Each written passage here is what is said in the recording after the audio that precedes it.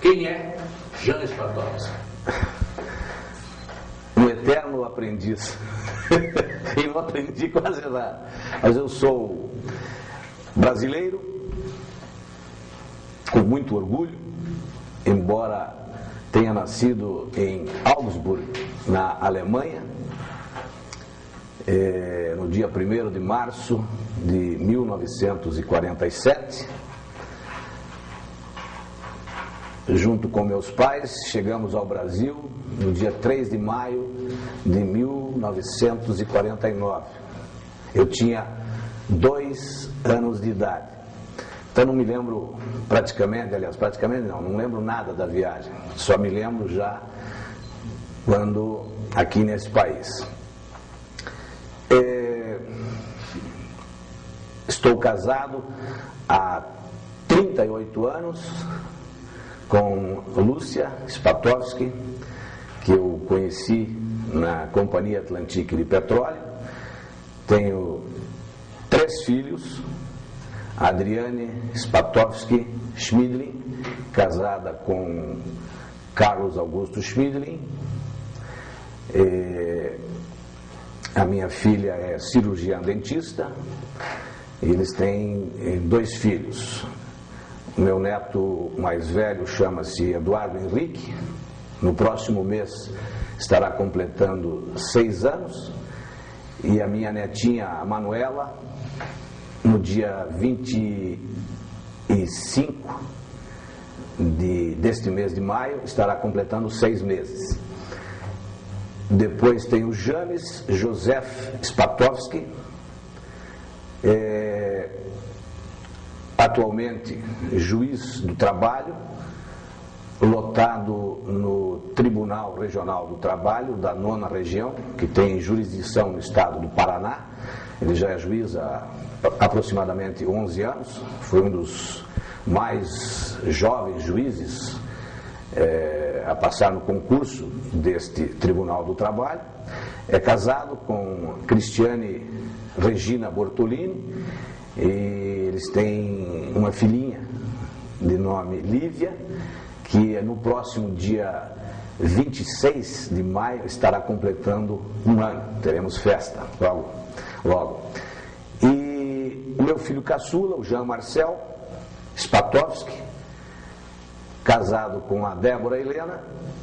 Ele é médico veterinário, ela também, e eles estão casados há 2 anos e pouco, ainda não têm filhos. Eu sou filho de Józef Spatowski, nascido na Polônia, e a minha mãe chama-se Olena Spatowski, também nascida na Polônia.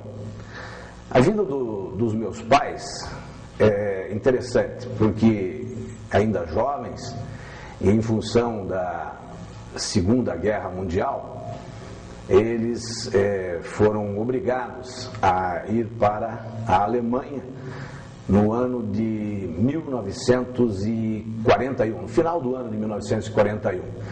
Os alemães, evidentemente, estavam em guerra, havia necessidade de gente lá para trabalhar na agricultura, né? E em outras tarefas também. E acabaram levando meu pai e também a minha mãe, por consequência. É evidente que a guerra traz graves consequências, como trouxe a todas as famílias, né? O meu avô, por parte da minha mãe, acabou indo para a Sibéria, né? Com a mulher, com a minha avó, e depois voltou já no final da vida, mas sofreu muito. E do meu pai, ele já ficou órfão de pai desde cedo, e da mãe também. Então ele tinha 3 irmãos. O irmão mais velho acabou morrendo no fronte de guerra lá com os russos, né, em defesa da Polônia. E o meu pai era o do meio, 19, 20 anos, acabou indo para a Alemanha. Ele trabalhou um tempo lá em uma serraria de madeira e depois acabou sendo chefe de cozinha do regimento militar que ficou em poder dos americanos. E a minha mãe trabalhou também numa casa de famílias lá, onde eles tinham plantações, criações de vaca, aquelas coisas e tal. Foi um trabalho também pesado na época, mas felizmente, né, tudo correu bem. Eles se conheceram lá depois na Alemanha, casaram em 1946, eu nasci em 47, e daí 2 anos após. Foi até interessante, porque onde eles estavam na Alemanha, com o término da guerra, quem dominavam lá eram os americanos. E aí eles tinham algumas opções. Eles poderiam ir para o Canadá, para a Austrália, para os Estados Unidos, voltar à Polônia ou vir para o Brasil. A minha mãe queria, por todas as circunstâncias, até porque ela tinha uma família, né, grande, pretendia retornar à Polônia, né, mas ela já estava casada. E meu pai, ele conversou com alguns colegas, amigos dele lá, e um deles disse: olha, eu já me inscrevi, vou para o Brasil. E o meu pai disse: mas por que você vai para o Brasil? Ele disse: não, eu me formei aqui e tal, e eu sei que é um país novo, e é um país onde existe a liberdade, tem democracia. Aí meu pai disse: pô, então se tem liberdade e democracia, para lá que eu vou também. Foi lá e se inscreveu, mas não falou nada para minha mãe. Aí começou uma confusão danada. E a minha mãe disse que chorou lá uns 15 dias, né? Mas acabaram vindo para o Brasil. E graças a Deus, nada acontece por acaso. Viemos para um país maravilhoso que é o Brasil, e já temos aqui, já constituímos, né, a nossa família. Depois minhas 2 irmãs já nasceram aqui, a Ana Estefânia nasceu em 1950, no dia 18 de maio, agora, logo já vai fazer aí mais um aniversário. E a minha irmã caçula, a Lúcia Maria, nasceu no ano da Copa do Mundo, de 1958. Então, é isso que hoje eu tenho aí da minha família, né? Quer dizer, a minha mulher, meus filhos, já tenho 3 netos, já estou aposentado, né? Trabalhei no rádio, desde cedo eu me interessei, sempre gostei de ouvir rádio. E meu pai, na época, comprou um rádio, aqueles caixotes assim, os retangulares da marca Cruzeiro, né? Então você ouvia ondas médias e também tinha ondas curtas, 39 e 49 metros, 31 e 49 metros, se não me engano, né? Eu ouvia muito rádio, inclusive a Rádio Nacional do Rio de Janeiro, então ouvia transmissões de futebol, Jerônimo, Herói do Sertão, aquelas coisas da época do rádio, né? E aqui do Paraná, eu comecei ouvindo assim rádio, então eu ouvia programas por exemplo, do Biratã Lustosa, que ele fazia Festival na Antena, era um programa que ele fazia aos sábados à noite, na Rádio Clube Paranaense, a PRB2, né? Ouvia aquele programa Expresso das Quintas, com o Mário Vendramel e o Sérgio Fraga. Até uma vez eu cheguei aí ao estúdio da PRB2 na Barão do Rio Branco. Fui assistir, inclusive, aquele programa ao vivo. Foi a primeira vez que eu tinha uma certa fascinação assim pelo rádio, né? E aí comecei a ouvir transmissões esportivas, né, de rádio. E eu me lembro da época que eu comecei a ouvir as transmissões. Eu ouvia várias emissoras, mas me fixei mais na PRB2 e comecei a ouvir o Machado Neto. Então eu não conhecia o Machado Neto, evidentemente, mas eu ouvia sempre lá os programas de esportes. Então tinha lá Machado Neto, Alfredo Otto, que eu não conheço pessoalmente, nem conheci, e também Osmar de Queiroz, assim, os nomes que eu me lembro. Depois tinha Boris Muzialowski, né? E eu acho que eram esses aí. Às vezes eu ouvia, inclusive, a rádio emissora paranaense, que tinha um programa Gillette nos esportes, se não me engano, que era o Maurício Fruit que fazia. E eu cheguei a ouvir também aquele programa, e depois ouvi também alguns programas de rádio da Tingui e tal. Mas eu acompanhava muito assim, as transmissões de futebol do Machado. E o primeiro estádio que eu entrei na minha vida foi numa festa, se eu não me engano, era uma festa do Dia do Trabalho, que foi no estádio Durival de Brito. Tá cheio de gente lá, com senhoras, crianças e tal. Eu também ganhei presente lá e tal. Acho que era do Dia do Trabalho. Então o primeiro estádio que eu entrei na minha vida, aqui em Curitiba, foi no estádio Durival de Brito e Silva.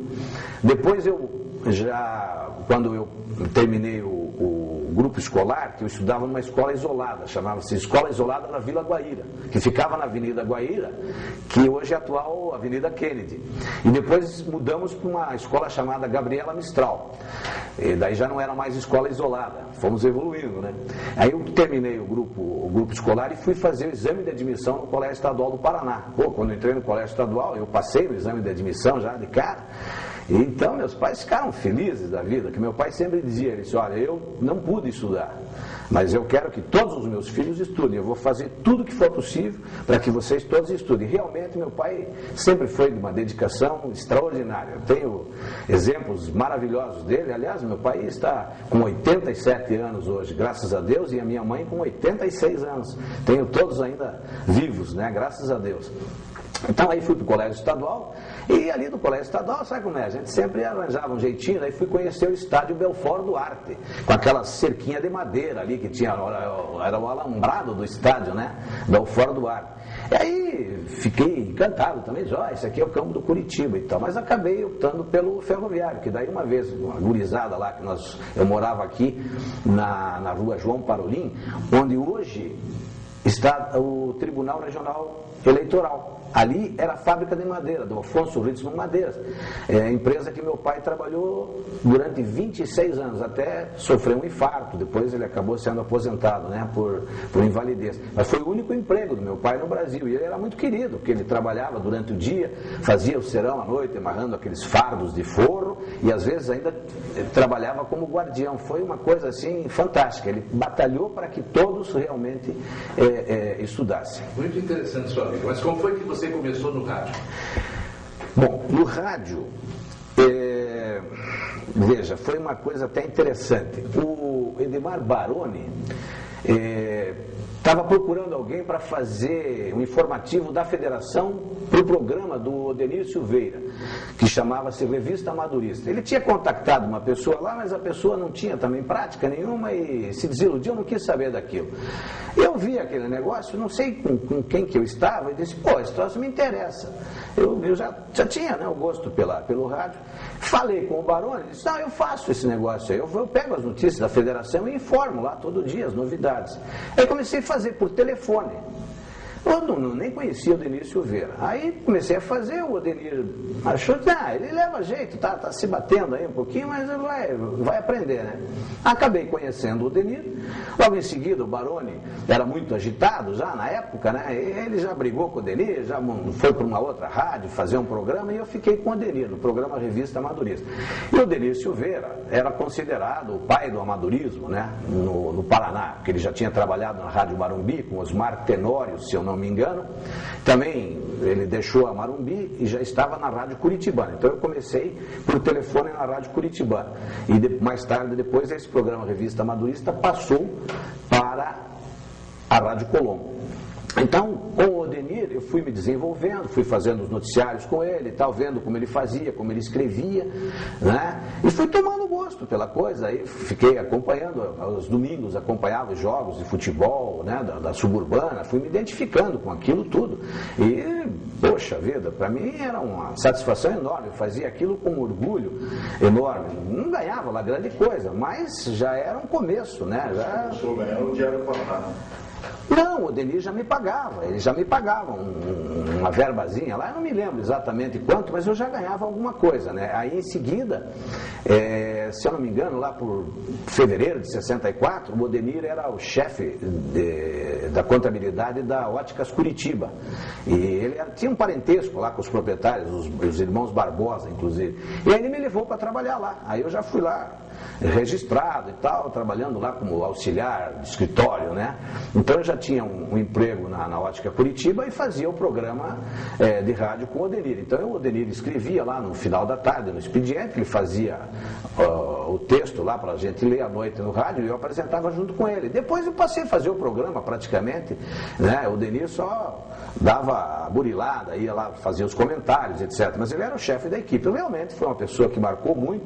E depois eu acabei conhecendo o Irone Santos, o Edmar Baroni, né, que montou outro programa de rádio. O Irone Antônio Santos também, o Levi Mufor, que é uma lenda viva do nosso esporte amador, até hoje ainda, se eu não me engano, ele escreve na Tribuna, o Irineu Urbachuk, os irmãos Walter, o Sadi Faria, que jogava no Bacaxiri, mas também era cronista esportivo. Talvez a gente não vai lembrar de todos, mas em linhas gerais seriam esses, né, que eu fiz amizade. Eu tenho uma curiosidade. Você é filho de pais estrangeiros. Como foi o sotaque no rádio?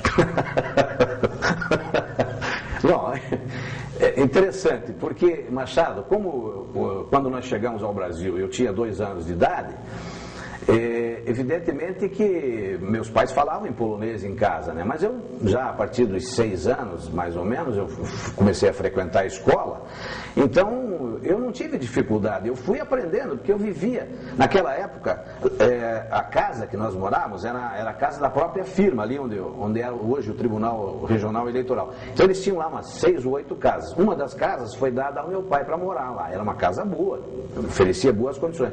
Então era só atravessar a rua, mas já tinha um campo de futebol ali do lado, que depois veio se chamar Fluminense. Lembra do Fluminense? E aí nós jogávamos bola o dia inteiro lá, então eu fui aprendendo, eu aprendi muito rápido, né? Eu nunca tive sotaque assim nenhum, pelo contrário, eu só procurei aprimorar o português, né? Quer dizer, não aprendi totalmente ainda, mas de vez em quando a gente comete uns deslizes, né? Mas nunca tive sotaque, então as pessoas olhavam e diziam, pô, ele fala bem, não tem dúvida, e assim foi. E a escolha no Brasil, de Curitiba, vocês já vieram direto para cá? Isso é interessante. Não, aí naquela época nós viemos de navio, né? Saímos lá da Alemanha e de trem fomos para Nápoles, na Itália. E de lá nós pegamos um navio e chegamos ao Rio de Janeiro. Chegando no Rio de Janeiro, ficamos lá durante 40 dias, tinha aquela famosa quarentena, né? Ficamos no Rio de Janeiro, parece que na Ilha das Flores, se não me engano. E daí em seguida, assim, aí viemos já direto para Curitiba. E foi aquelas coincidências que ocorrem, né? Um outro casal de tantos que vieram para o Brasil, já conseguiram um contato com o Afonso Ritzmann, o próprio Afonso Ritzmann, que ele era alemão, né? De descendência alemã, e ele falava alemão, ele já arranjou um emprego lá, o seu Pavel, que depois virou compadre, né? Foi do meu pai porque batizou a minha irmã, que nasceu aqui já. E esse senhor falou para o Afonso Ritzmann e disse, olha, eu tenho mais uma pessoa para trabalhar.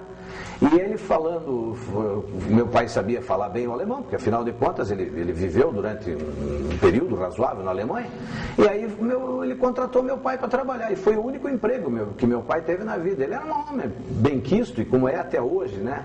E ele trabalhava lá, se dedicou extremamente. Então o seu Spatoski lá era um homem assim que gozava de um prestígio. Eu tinha um orgulho enorme, porque eu via ele trabalhando, né? Morava ali do lado, pertinho, então às vezes eu ia lá à noite ver no serão dele lá. Eu fiz uma pergunta, você... Eu desviei. Bastante. Desculpe. Não sabe disso. Você, a gente sabe, conheço há bastante tempo. Me diz uma coisa. Eu sei que você escrevia bem. E você trabalhou em jornal e trabalhou em televisão. É verdade. Nós estamos aqui para contar a sua história de rádio, jornal e televisão. O que você pode nos contar a respeito? Muito bem. Então eu vou já quase direto ao assunto. Um belo dia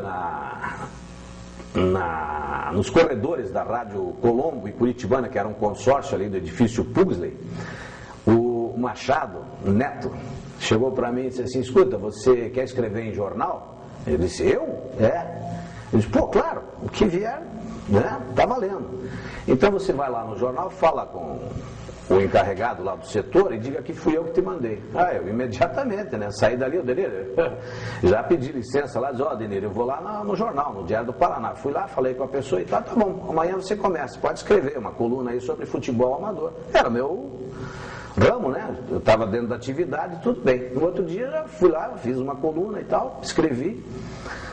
Saiu publicado no dia 17 de outubro de 1963, a primeira coluna. Então saiu, o nome não fui eu que coloquei, eles colocaram lá, Noticiário Suburbano por Jean Spatoski. Ainda com o nome, eu fiquei feliz da vida. Eu estava na 4ª série ginasial, passei na banca, vesti do ônibus na Praça Carlos Gomes, comprei o jornal E olhei e tal, vi a coluna, disse, nossa, que coisa maravilhosa. Botei dentro da pasta e fui para o colégio. Mostrei para o colega lá, a primeira professora que entrou, disse, professora, dá licença, tem que ver aqui, ó, nosso colega aqui, ó, está escrevendo em jornal, ele já é jornalista. Pô, você vê, jornalista. Estava fazendo uma coluna. E escrevendo o nome certo, Espatópolis. Não, o nome certinho. Esse sempre foi um grande problema, né, de nome. E aí passei a escrever no Diário do Paraná e continuei no rádio, né, trabalhando, fazendo o programa com o Ademir, com quem eu aprendi muito também.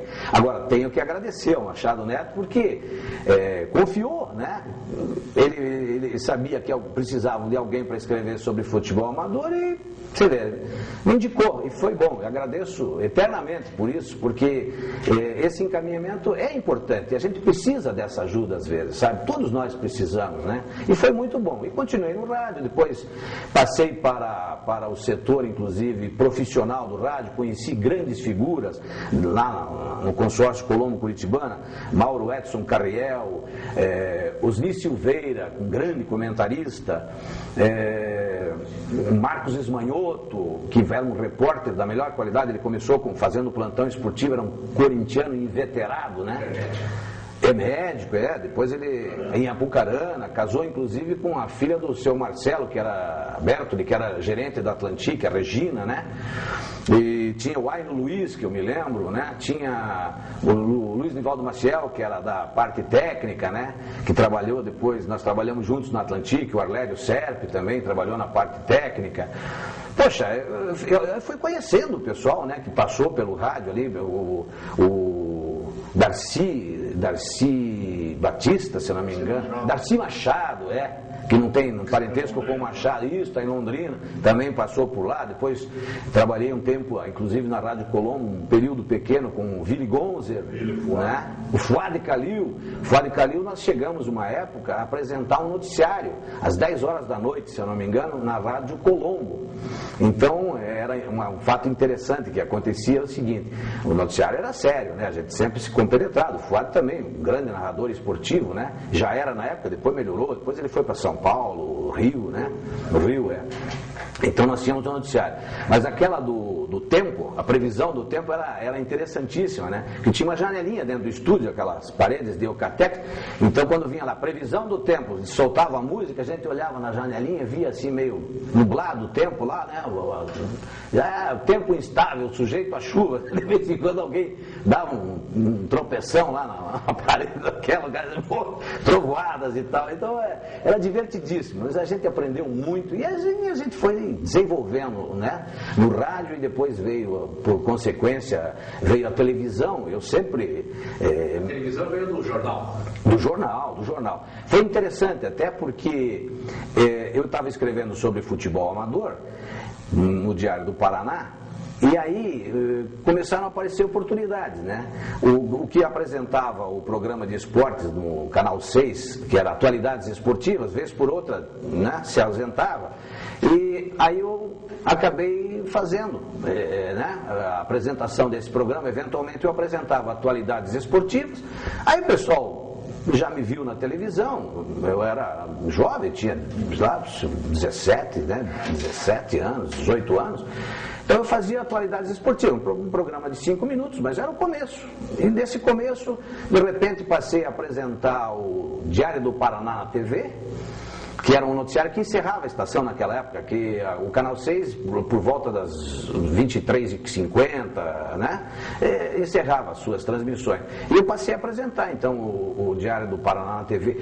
Antes, porém, eu apresentei também o Diário de um Repórter, que era também uma crônica diária que vinha através da agência Meridional. O Diário do Paraná eu acho que um dos poucos jornais em Curitiba que já tinha uma agência, né, de notícia. Então ela vinha através da agência Meridional e eu apresentava em Curitiba aquele Diário de um Repórter. Era uma crônica diária do Davi Nasser, né, com muito orgulho. E eu já tinha visto o Alberto Cury fazer no Rio de Janeiro. Então, claro, o que eu não imitava, né, na voz, isso nem pensar, mas a maneira de apresentar e tal, isso eu fazia. Agora, o que às vezes a gente sofria é que a gente pegava o texto e você não tinha com quem conversar. Então, às vezes, uma palavra mais, né, difícil, uma que você não está acostumado a ver e tal, né? E aí você não tinha para quem perguntar. Então, às vezes, acontecia de dar um deslize, né? O que mais acontecia era com uns nomes estrangeiros, né? Então, isso aí, às vezes, dificultava um pouco lá, por exemplo, no estado de Ohio, né? Isso aí já era um problema, né? Outro detalhe, por exemplo, uma vez eu lembro que eu estava voltando da faculdade, porque da faculdade eu já ia para a televisão para fazer o noticiário. E aconteceu um acidente, o avião teve que fazer um pouso forçado em Santos, se não me engano. Estava o governador Paulo Pimentel e o deputado José Carlos Leprevaux. E eu, chegando na televisão, o senhor Aloysio Finzetto, que era o diretor artístico, disse: rápido aí, se arruma aí que tem que apresentar aí, houve uma notícia aí, vai ter uma notícia extraordinária e você precisa ler isso. Mas eu peguei o texto e não li, quer dizer. Então, às vezes se cometia um gafezinho ou outra, né? E o interessante é que o governador, na época era o ex-governador Pimentel, o governador era o Ney Braga, e ele tinha acabado de fazer um pronunciamento na televisão, e eu dei uma escorregada lá num dos nomes lá que estava no avião e tal, mas essas coisas acontecem e passam, né? Tinha uma pessoa, inclusive na Atlantique, eu já trabalhava na Atlantique também, que não perdoava, ele acompanhava o noticiário, qualquer deslize que a gente cometia, no dia seguinte ele comentava. O Machado lembra, o senhor Orlando Bommel, né? Ele já comentava: pô, você pisou na bola. Naquela época a gente nem falava pisou na bola, normalmente eles diziam assim: ó, você pisou no tomate, pô, que coisa, né? Mas eles diziam: mas vai fazer o quê? A gente não tinha ninguém. Eu me lembro, uma vez eu ia apresentar um noticiário, eu cheguei lá, peguei o texto, eu olhei lá, tinha lá, não sei o que, 300 RPM.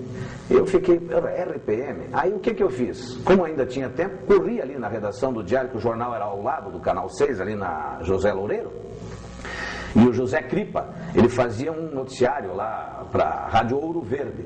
Eu cheguei: Cripa, me dá uma ajuda. Depois ele se formou, é médico, né? Não sei se ele ainda está entre nós aqui, mas era uma figura extraordinária. Eu disse: Cripa, o que é RPM? Ele disse: é rotação por minuto, está vendo? Se tivesse alguém lá dentro na emissora, a gente já saberia. Depois, claro, mas aí você vai aprendendo também, claro, que a gente, às vezes acontecia, você na dúvida, você dava uma embolada no meio de campo, ia fazer o quê? Né? Para não passar, às vezes, um vexame de cometer um agafe maior ainda, né? Mas isso fazia parte, né? Não é como hoje, por exemplo, que você tem o teleprompter, né?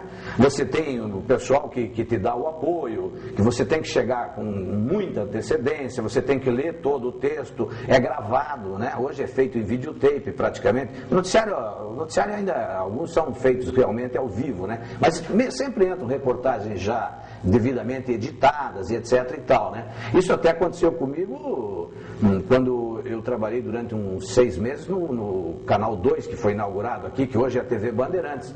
Fui fazer um noticiário lá, ao vivo não aconteceu nada. Aí um belo dia, eles resolveram: não, vamos gravar o noticiário. Quem redigia era o Nuevo Babi. Aí fomos gravar o noticiário.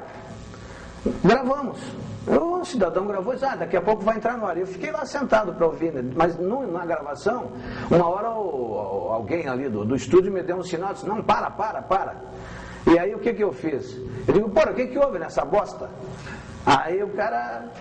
E continuou o negócio. Daí de repente eu estou lá sentado com o Evo Babi, mais algumas pessoas assistindo o noticiário. Saiu o negócio. O que houve? Você vê. São coisas que acontecem, no fim faz parte do folclore, né? Do rádio, da televisão. E no rádio teve gafe quando começou como profissional no rádio? Teve. Eu me lembro uma vez de uma gafe, eu fui já como repórter da equipe do jogo de futebol profissional, foi no campo do Água Verde, né? E interessante até a gente relembrar esse fato. Então eu estava lá como repórter de campo, estava atrás da trave lá, não me lembro que jogo que era. Sei que de repente o narrador, não sei também, não sei se era o Zé Domingos, eu até tinha esquecido aqui daqueles todos que eu mencionei, né? O Zé Domingos também, a gente teve o prazer de trabalhar com ele. Eu sei que de repente saiu uma bola linha de fundo e tal, e aí vinha aquela intervenção do repórter, que no fundo era uma repetição mais ou menos daquilo tudo, né? E eu disse, realmente, a bola saiu imprensada pela linha de fundo, né? Aí, posteriormente, né, me corrigiram, disse, não é bola imprensada. Eu disse, mas eu falei imprensada? Falou, sim, senhor. Eu disse, então foi um equívoco, quer dizer, eu estava talvez nervoso, porque era a primeira transmissão, né, como repórter, e eu, então, acabei, ao invés de dizer que era bola prensada, eu falei bola imprensada, mas isso faz parte, né, e também, quem ouviu, quem não ouviu, né, e aquilo passa, foi interessante o fato em si. Você passou a ser narrador de futebol, rádio? Pois é, teve um período, veja, tudo isso foi um grande aprendizado, né? Trabalhar com o Denir Silveira, que foi uma grande honra, no programa Revista Madurista da Rádio Curitibana, depois da Colombo, depois passando para o futebol profissional. Quer dizer, de repórter, eu fiz algumas reportagens, né? Eu me lembro uma, por exemplo, na decisão do Campeonato Paranaense de 1965. Eu era repórter da Rádio Colombo. E eu estava atrás do gol do Herol. Eu, na época, eu já era torcedor do Ferroviário, mas a gente não podia se manifestar, né? E aí o Bídio, lá pelas tantas do segundo tempo, de pé esquerdo, acertou-lhe um balaço e a bola foi no ângulo, né? E não teve dúvida, 1-0, né? Pô, eu estava com aquela maleta, aquilo parecia pior do que uma bateria daqueles caminhões Fenemé, né, que a gente chama, né? E eu estava com o microfone no ouvido, quando saiu o gol, eu fui querer comemorar, fui levantar, caí com tudo para trás, né? Foi uma cena assim, dantesca, mas tudo bem. Aí, terminado o jogo, né, eu fui o primeiro, com aquele microfonão da Rádio Colombo, assim, que eu tenho uma foto depois, o Clemente Comanduli, da Gazeta do Povo, até viu aquela foto e me deu de presente. Ele nem sabia que eu torcia pelo Ferroviário, disse, mas tem uma foto aqui que é histórica, é interessante para você. Eu guardei, tenho ela guardada comigo até hoje, né? Estou entrevistando o Bídio, descarregando o Bídio, o Ferroviário foi campeão, né, em 1965, pela primeira vez tinha visto o Ferroviário ser campeão, né? E eu já meti o microfone na boca do Bídio lá, e ele falou alguma coisa, mas os caras estavam carregando, quase já me levaram junto e tal. E depois, então, Brasil, eu passei a transmitir futebol. Quer dizer, eu transmiti poucas partidas de futebol. Eu me lembro que foi uma das ocasiões, você inclusive era repórter de campo, né? Foi Coritiba e Seleção da Romênia, é isso mesmo? Aliás, eu até levei Perdeu 2-1. 2-1? E foi interessante naquilo, de pitoresco, foi o seguinte, porque os nomes eram todos complicados, né? Ceausesco, não sei o quê, Lesco. Você como narrador. Exatamente. Agora, interessante, eu sempre tive uma facilidade para a pronúncia de nomes estrangeiros, por exemplo, isso eu aprendi muito com minha mãe, né? A minha mãe dizia, você precisa aprender sempre a pronunciar os nomes corretamente. Então eu tinha uma certa facilidade, e tenho até hoje, de pronunciar nomes estrangeiros, sabe? Mas foi uma transmissão que era difícil, né? De pegar todos os nomes e tal. Eu me lembro até que eu levei um colega meu da faculdade, e ele ficou na cabine junto comigo, no intervalo do jogo, ele estava lá assistindo e falando umas bobeiras todas lá, eu disse, então peraí, eu pensei comigo, eu vou aprontar uma, e aí quando veio o intervalo, eu disse, vamos ouvir o comentário aqui do fulano, e ele ficou estático, né, paralisado, não abriu a boca, daí disse, bom, após o comentário vamos voltar a reportagem e tal, sabe? São essas coisas. Então transmitia algumas partidas de futebol, evidentemente que eu tinha um Machado como um paradigma, né, de transmissão esportiva, acompanhava muito o Machado Neto nas transmissões durante aquele período em que ele atuou no rádio. Aliás, nós trabalhamos juntos, que depois na Cultura tivemos o prazer de estarmos juntos. O Machado era o narrador, eu era o apresentador, eu fazia a abertura da jornada esportiva, o Colmar Rocha Braga, né, ele sempre levava os filhos juntos, né, ficavam lá na cabine também, era o comentarista, e você era o repórter de campo, né? Já era repórter. Já era repórter. Não, sim, você... Aliás, diga-se de passagem, vejam como a história se repete. Assim como eu tive a oportunidade no rádio e no jornal, através do Machado Neto, o Brasil, nós fomos colegas no curso de contabilidade, ali anexo da Universidade Federal do Paraná, né, em 64, estudamos ali, né? Em plena Praça Santos Andrade, né? E aí eu acabei levando o Brasil para o rádio, quer dizer, eu sou o padrinho também, né? Assim como o Machado é meu padrinho, eu sou seu padrinho, porque através do meu contato, né, você foi para a Rádio Colombo e depois fez uma brilhante carreira, passou por várias emissoras, trabalhou com o Machado, se eu não me engano, na Guairacá. Em 68. Exato, e hoje é um dos repórteres mais conceituados que nós temos aqui na Rádio Banda B, verdade. Tenho um grande orgulho de ser seu amigo, você sabe disso, nós fomos colegas de curso de contabilidade, né? Que eu nunca exerci, mas você exerceu, né? Eu tenho mais uma coisa para acrescentar. Foi você quem apresentou o Edu Brasil também na Companhia Atlântica de Petróleo? Não, aí não, Machado. Não, por incrível que pareça, não. Eu até posso te dizer, porque o Eduvaldo estava no rádio e depois quem apresentou, se eu não me engano, foi o Mauro Edson Carriel. Trabalhava comigo na Colombo. Na Colombo, tá vendo?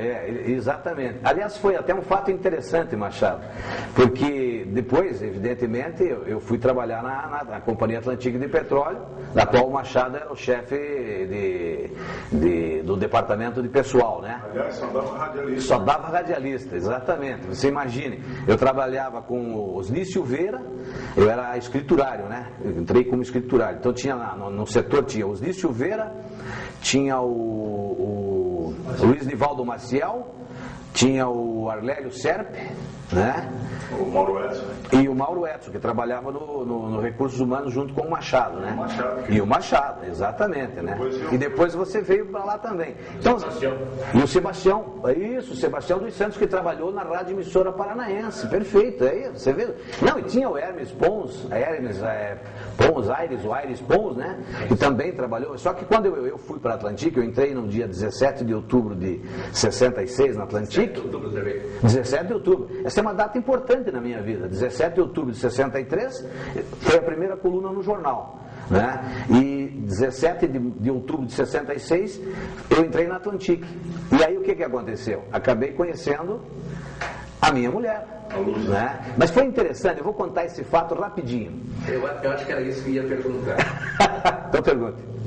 2 poloneses nascidos na Alemanha vieram se encontrar na Companhia Atlântica de Petróleo, foi isso? Sem dúvida, sem dúvida. E hoje são, né, tanto eu quanto minha mulher somos brasileiros, graças a Deus. Mas veja que interessante, Machado.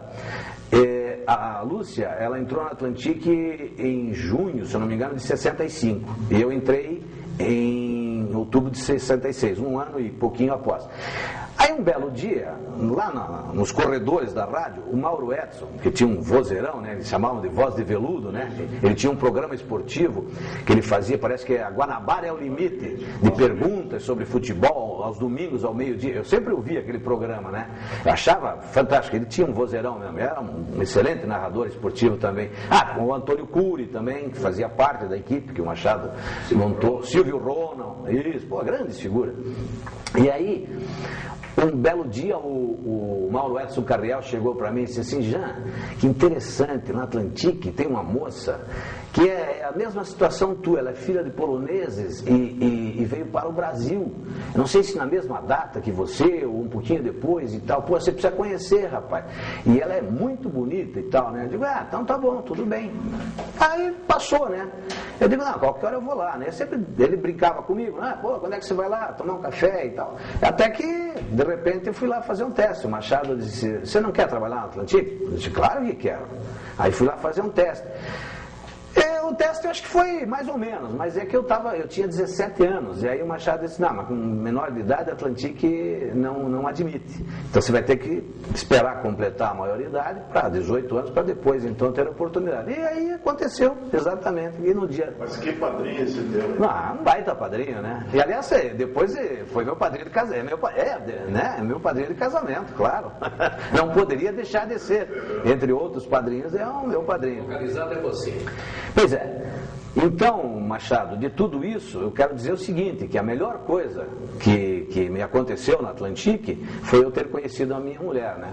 Realmente é uma figura extraordinária, né? Eu já estou casado há quase 39 anos, eu conheço a Lúcia desde 66, então são 42 anos, né? E graças a Deus constituímos uma família formidável. Adoro a minha mulher e meus filhos. No começo de namoro, tinha uma história lá na Atlantique, o pessoal contava lá que o Jean não comprava. Ah, é verdade. Televisão. Não, essa foi de lascar. A turma era danada mesmo. Então, o que acontecia? Eu, como trabalhava no setor com Osni Silveira, né, com aquele pessoal que eu já mencionei, então, vez por outra, a Lúcia, ela inclusive trabalhou no setor de recursos humanos, né? E vez por outra ela passava ali no setor, como Machado também, às vezes ele ia dar uma fiscalizada, na verdade ele ia lá, mas ele era muito amigo de todo mundo, mas ele aproveitava, às vezes dava um telefonema ali do setor lá pro terminal de Vila Paroli, porque a Atlantique tinha jurisdição sobre Paraná e Santa Catarina e o Rio Grande do Sul, né? Então, a Lúcia às vezes ia ali também, ia levar um documento, às vezes para o chefe ali do setor, né? De alguém que ia ser admitido, porque você sabe, a mudança de pessoal era normal, não era assim seguido, mas sempre acontecia, né? Entrava um, saía outro, aquela coisa toda, né? E aí a Lúcia, quando ela entrava ali, eles faziam aquela gozação enorme lá, disse, pô Lúcia, você está namorando o cara errado, eu tenho a impressão que ele vai na tua casa só para ver televisão, porque ele não tem televisão em casa, ele quer assistir televisão. Não, e é verdade, eles faziam esse tipo de gozação, né? Claro que no começo a gente até ficava às vezes um pouco assim, né, constrangido, ficava meio vermelho e tal, mas depois caiu numa rotina que eu já nem ligava mais, né, e eu dizia para a Lúcia, não liga, isso aí é um pessoal que um era mais gozador que o outro, principalmente os que ficavam lá no fundo daquela sala enorme que tinha a nossa sessão de expedientes estatísticos, que era o Luiz Nivaldo Maciel, que era chamado de Macalé, e o Arlélio Serpe, né, eram os dois assim que provocavam as coisas, né, era do arco da velha, mas foi divertido, né? E você veja como as coisas são. Depois que eu já tinha passado pela televisão, né, pelo Canal 6, que eu apresentei durante um longo período lá, né, fui apresentador, eu fui depois para o Canal 12, em janeiro de 1971, eu fui para o Canal 12, e aí fui apresentar aquele noticiário na hora do almoço, ao meio-dia, era eu e o Edson Marassi. E o Edson Marassi era editor de notícias, né? Até foi um fato curioso, é que eu queria falar do Osni, né? Mas eu vou mencionar esse fato, depois eu falo sobre o Osni. Então, eu fui contratado pelo Dr. Francisco Cunha Pereira, um amigo meu que trabalhava na Gazeta, ele sabia que eu tinha saído do Canal 6, até disse, pô, já eu vou falar com o Dr. Francisco, parece que eles estão precisando de apresentadores lá, e parece que deu um toque lá com o Dr. Francisco, e ele mandou me chamar. Eu fui lá na sala e tal, e disse, não, você está contratado, pode começar amanhã, você vai lá na emissora, fala com o senhor Silas de Paula, que era o diretor artístico, e amanhã você já começa a fazer o noticiário. Eu fui, e já comecei a fazer o noticiário. O Silas no começo não gostou muito, porque foi através do Dr. Francisco, ele ficou meio chateado, né? Mas depois acabamos nos tornando bons amigos, sem dúvida alguma. E aí passei a apresentar, cheguei a apresentar edições locais aqui do Jornal Nacional, inclusive, né? E depois o Luiz Geraldo Maza assumiu o departamento de jornalismo e trabalhamos mais um tempo, até me formar, né? Em 72 eu me formei com lei grau em 73. Mas aí o Osni Silveira, veja como são interessantes os fatos. O Osni, que era um grande comentarista, eu sempre brigava muito com ele assim lá na Atlantique, porque ele torcia pelo Vila Auer. E eu torcia pelo Vila Fani. E eu escrevia sobre futebol amador. Então era uma briga constante, mas éramos amigos, né? E aí, como eu admirava o trabalho, né, o comentário do Osni, um dia eu cheguei pro Luiz Alfredo Malucelli, que era o diretor comercial na época do Canal 12, e disse, Malu, vamos dar uma encaixada aí, veja uma oportunidade aí pro Osni Silveira fazer um comentário diário no programa que tinha logo depois do nosso noticiário do meio-dia, ao meio-dia e meia, aí entrava o programa de esportes, que era apresentado pelo Carlos Marassi e o Almir Feijó. E ainda tinha aquela Fátima Freire, filha do Newton Freire Maia, né? Que depois virou atriz da Globo, né? E aí o Malu também gostava do Osni, porque além do que o Malu era coxa branca, e o Osni também, né? Torcedor do Coritiba. E aí o Osni passou a fazer comentários. E ele ficou um bom tempo no Canal 12 lá fazendo comentários. Aliás, excelentes comentários. O Machado é testemunha disso, que é uma pessoa, né, que nos deixou muito cedo, né? Teve um acidente automobilístico, mas era uma grande figura, né? O Osni Silveira, como tantos outros que a gente conheceu, né? No rádio e na televisão. E o que mais que eu poderia dizer a vocês? Acho que seria isso. Tem uma decepção nessa tua vida profissional de rádio e televisão, não? Machado, você sabe que assim como você tem as alegrias, você tem as tristezas também, né? Eu fiquei chateado, por exemplo, quando eu fui comunicado que eu ia ser demitido do jornal, do Diário do Paraná, né?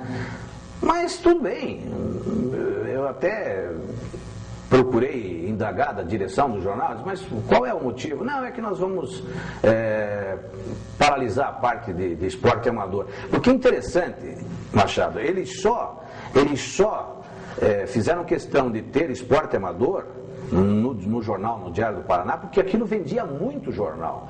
Porque o único jornal que fazia cobertura na época era a Tribuna do Paraná, né? E, se não me engano, o Paraná Esportivo, que também passou a divulgar. Mas depois o Paraná Esportivo desapareceu, ficou só a Tribuna. Então o Diário, como era um jornal que tinha uma tiragem significativa, e aumentou a tiragem não pelo fato de eu escrever a coluna de futebol amador, mas é que o futebol amador, na época, o pessoal comprava jornal mesmo, eles queriam ver as fotografias, acompanhar as notícias e tal, sabe? Então eu fiquei um pouco chateado com aquilo, sabe, Machado? Essas coisas acontecem, né? Mas fazer o quê? Em outros setores, por exemplo, eu deixei o programa do Denir, só me deixou, né, saudade de deixar o programa, mas foi uma fase fantástica, né? Depois acabei saindo também do Canal 6. Mas no Canal 6 eu acho que não houve assim problemas maiores, né? Eu saí numa boa do Canal 6, eu acho que eles estavam fazendo reformulações, etc. Então, confesso para vocês que não me lembro bem. Sei que eu saí do Canal 6 em 1970, acho que foi em 70 mais ou menos, 71, não me lembro, acho que 70. Eu fiquei um período afastado. Eu estava terminando meu curso de Direito na Faculdade de Direito de Curitiba, que ficava ali ao lado do Canal 12, que era na Emiliano Perneta naquela época, né? E depois, eu me lembro bem que eu comecei no Canal 12 no dia 15 de janeiro de 71. Eu me lembro desse fato pelo seguinte, porque no dia 30 eu ia casar. Então eu disse ao doutor Francisco Cunha Pereira, doutor Francisco, só tem um inconveniente, que dia 30 de janeiro eu vou casar. Ele disse, não, então se apresenta durante uma semana, pelo menos, um noticiário lá, e depois você casa, faz a tua lua de mel e volta, e depois você reassume as funções. E aí eu fiquei até 1973, se eu não me engano. Foi quando eu me formei em 72, colei grau logo em fevereiro de 73, e aí eu recebi aquela famosa pergunta: você quer ser advogado ou quer deixar a empresa? Eu digo, opa, peraí, mas estou concluindo o curso de Direito, quero ser advogado. Então, você vai ter que fazer, vai ter que ter dedicação exclusiva aqui na Atlantic. Aí então eu pedi demissão no Canal 12, né? Era o Irineu Haas, que era dos recursos humanos, até pedi a eles, vamos fazer um acordo aí pra gente levantar o fundo de garantia, aquela coisa toda, né? Eles foram camaradas nesse ponto, e daí eu deixei a televisão. Aí fiquei fora, realmente, fiquei como advogado da Atlantic durante esse tempo todo. Voltei à televisão, se eu não me engano, em 1982, que eu já mencionei anteriormente, que foi quando inaugurou o Canal 2 aqui, que era a TV Bandeirantes, só que ela ficava junto com o Canal 6, ali nas Mercês. E o Nuevo Babi era o editor de notícias, né? Interessante, eu tenho guardado até hoje comigo o primeiro noticiário, e fui eu que apresentei no Canal 2, né? Nós chamávamos TV Curitiba, Canal 2, e era junto com o Canal 6. Ali era dos Martinez ali, mas nós estávamos juntos. Aí aconteceu um fato interessante lá. Um belo dia, o Martinez se não me engano, era candidato a, não sei se a deputado ou a governador. E eu estava conversando com o Nuevo Vale e alguém perguntou: você vai votar em quem e tal? Eu disse: eu vou votar, eu não sei quem vou votar, mas com certeza nesse eu não vou votar. Aí um belo dia, um sábado de manhã, recebo um telefonema: Jean, você está dispensado, você não precisa mais ir apresentar o noticiário a partir de segunda-feira. Eu disse: mas o que houve? Eu disse: não, decisão da administração aqui. Foi em função daquele comentário. Você vê como às vezes você falar numa brincadeira na hora errada, né, te dá perde o emprego, te dá um prejuízo, né? Mas eu também, naquela altura do campeonato, paciência. Foi difícil para você essa definição de seguir o direito e deixar a comunicação? Brasil, olha, eu vou falar com toda a verdade, do fundo do meu coração. Eu sempre adorei o rádio e a televisão, mas eu tinha aquilo, eu sempre, claro, queria progredir mais. Eu batalhava, lutava, estudava, sabe? Eu corria. Eu cansei de perder o último ônibus da meia-noite para chegar em casa, sabe? Era uma tristeza. Eu morava já, depois de um certo tempo, passei a morar na Fani, né? Eu morei durante 40 anos na Vila Fani. Em 1960 eu já fui para a Vila Fani. Então, era uma correria. Porque você lembra disso? A gente saía da escola, do curso nosso, então eu ia correndo para a televisão, fazia o noticiário, e aí tinha que correr até a praça Rui Barbosa para pegar o ônibus. Naquela época a gente não tinha, né, grandes recursos. Então, o que eu queria? Eu queria, com aquele dinheiro que eu ganhava no rádio, na televisão, no jornal, depois eu passei a trabalhar na Atlantique, que já ganhava bem, então eu pagava a minha faculdade, ajudava a minha família, porque, bom, eu tinha 2 irmãs, o salário que meu pai ganhava, em uma certa época, dava para a gente viver, graças a Deus, bem, mas depois as coisas, né, foram apertando, então eu tinha que ajudar muito em casa, então ajudei muito também naquilo que foi possível, minhas irmãs. Você veja que, graças a Deus, todos nós nos formamos. Eu me formei em Direito, a minha irmã, a Ana, se formou em licenciatura de Português na Pontifícia Universidade Católica, a minha outra irmã, Caçula, formou-se em Odontologia, né, e depois fez especialização, inclusive, em odontopediatria e tal, e eu colaborei muito com isso, sabe? Então, isso tudo que eu fazia, esse esforço todo, foi exatamente para ter as condições para chegar aonde eu cheguei. E eu confesso para você, eu posso não ter sido um brilhante advogado, mas eu procurei me aprimorar, estudei. De certa forma, eu posso dizer o seguinte: como advogado de empresa, você acaba sendo tolhido, porque o teu horizonte não é que ele vá se estreitando, mas você fica mais restrito àquela atividade empresarial, que eram o quê? Os contratos, né, com os postos da rede de postos da Atlantique. Claro que tinham as ações judiciais também, cada ação, né, tem um detalhe a mais, um detalhe a menos, etc e tal. Mas para isso existia o chefe também, né? Eu era o segundo, né? Tinha o advogado-chefe e eu como advogado, né?